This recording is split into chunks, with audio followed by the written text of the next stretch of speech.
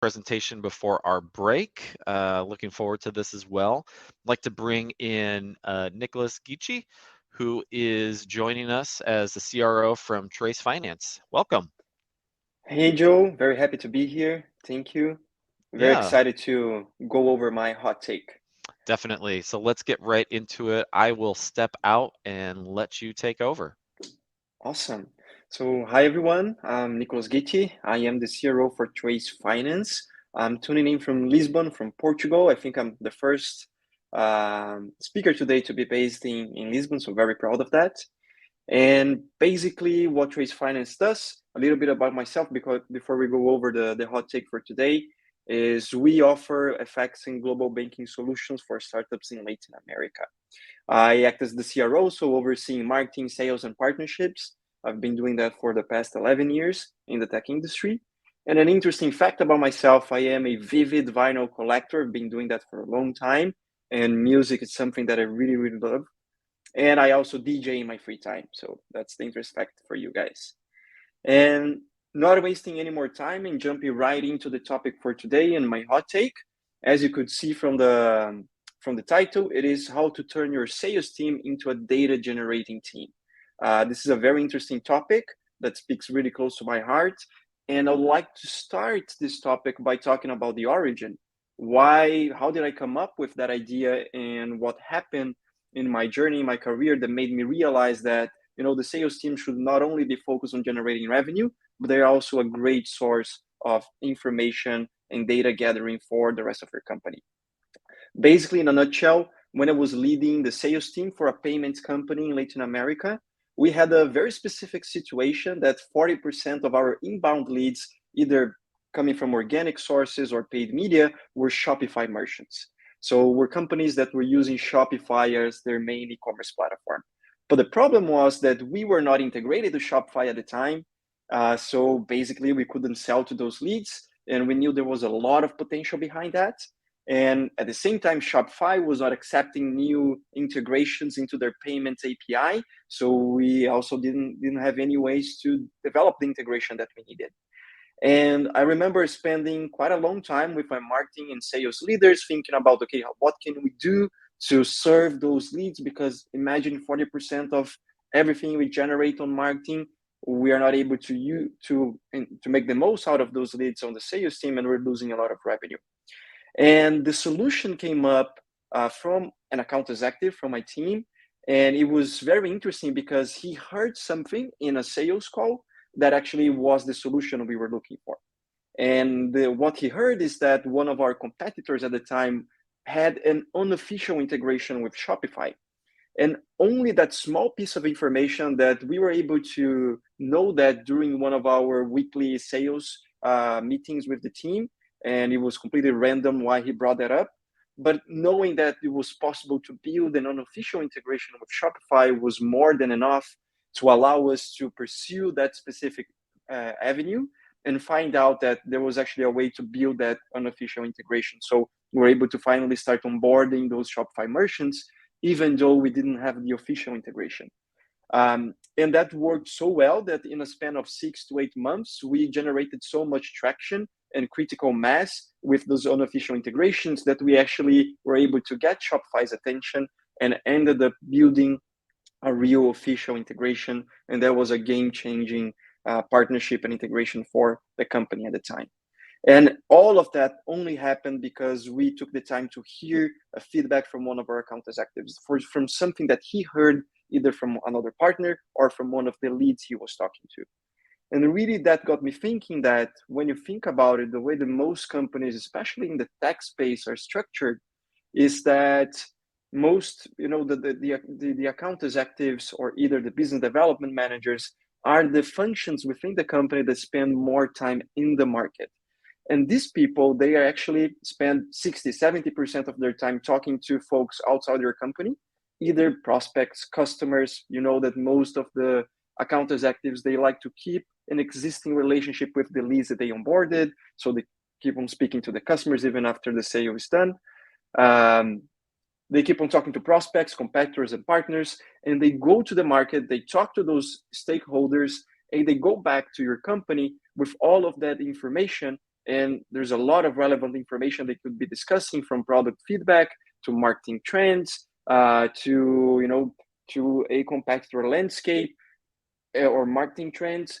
So basically, they're going to the market and going back with a lot of juicy information that you're basically not looking for. And into this specific process, what the real problem is that even though they are not actually trained to do that, most account executives, they actually use those informations to build rapport or to establish a relationship with the lead, but they're using that information only to be able to close the deal. Once the deal is done, either they close the deal or the deal was lost, they have no use for that information anymore, or they don't share that kind of information with the rest of the company, with their peers, or with the leaders. And that's a real shame, because most of the times, marketing, product, or even the sales management team, they're looking for answers to questions they don't have regarding the market, regarding the product, how it's being perceived, regarding the features that are going to be released, or regarding what the competitors are doing. And the sales team is sitting on that information on a daily basis, and no one is accessing that. So the real problem here is not only that, the management is not accessing that information, but the way that the sales process is created most of the times, or the way that the sales team is trained, is to not really paying attention to that, is to focus on generating revenue and nothing else, right? Let's focus on closing those deals, getting the money, get the money on board, but not really look for any other kind of added value besides that. And in practice, the way that I felt like it had really, really worked for me to be able to overcome that problem is first to shape your sales process, and by default, your CRM, to take into consideration this new mentality that your sales team should also be gathering that data.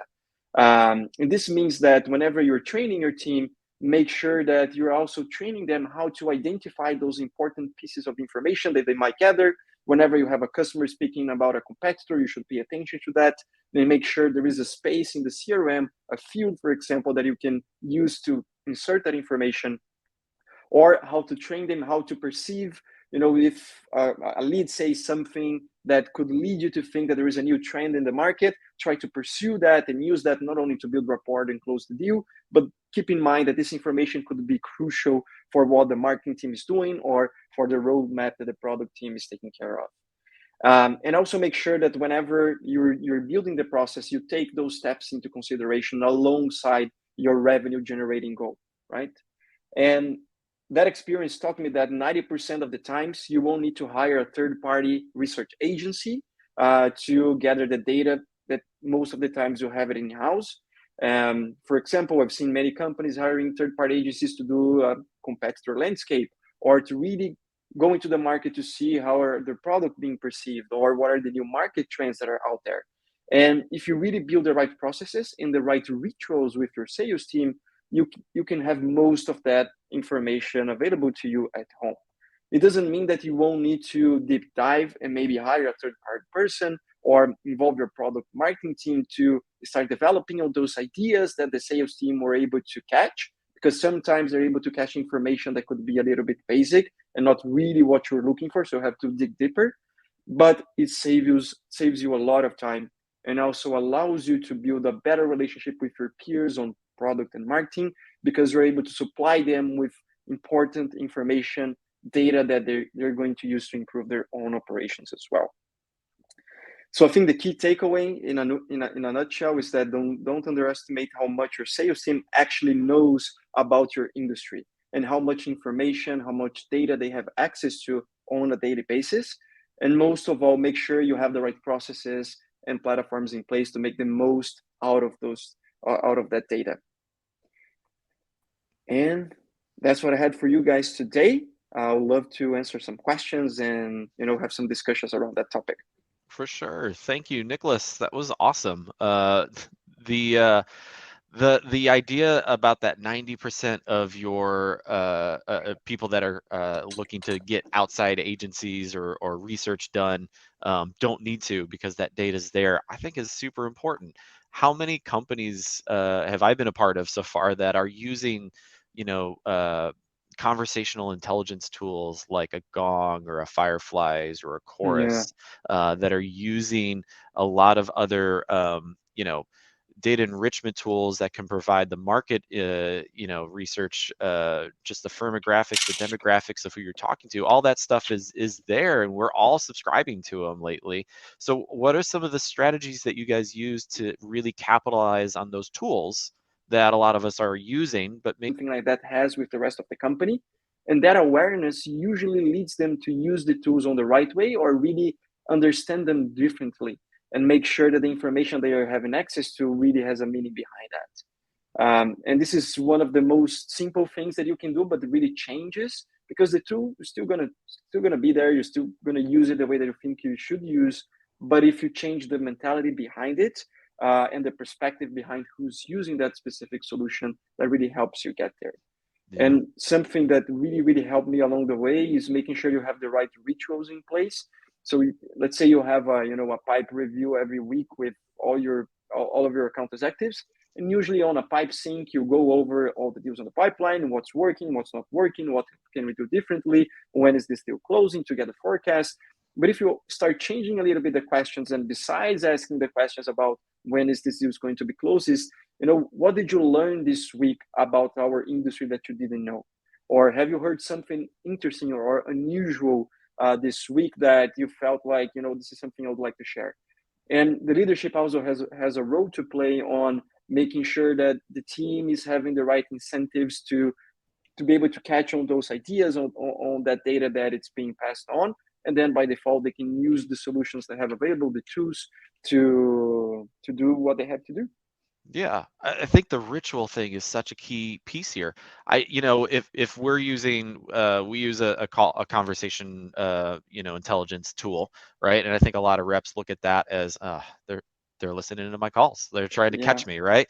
But the truth is there's lots of functionality to catch keywords, right? And certain things like that through the conversation that can be used as this piece of, of intelligence for furthering your market research. So I think having those rituals as part of your sales syncs and using, hey, yes, we listened into this call, but we are able to pull out these really positive comments from your buyers. I think that helps the mentality of the rep as well to engender some trust in it, right? And not that it's yeah, used as a way to catch them when they're doing bad things, but as a way yeah, to help the business, grow and expand. And I think empowering them to feel like they're a part of that, man, makes them buy in that much more. Don't you yeah. don't you think?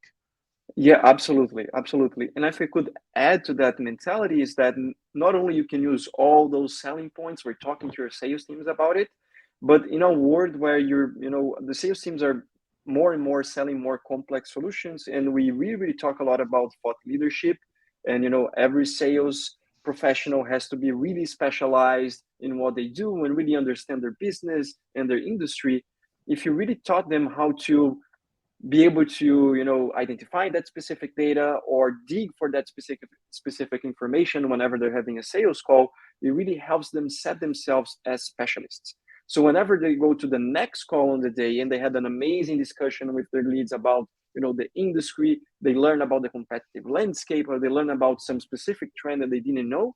If they use that Yeah, information on the next call, not only they're going to be more successful, but also they will start building a reputation in the market. So you're not just seeing the industry moving and seeing it from far away, not really interfering.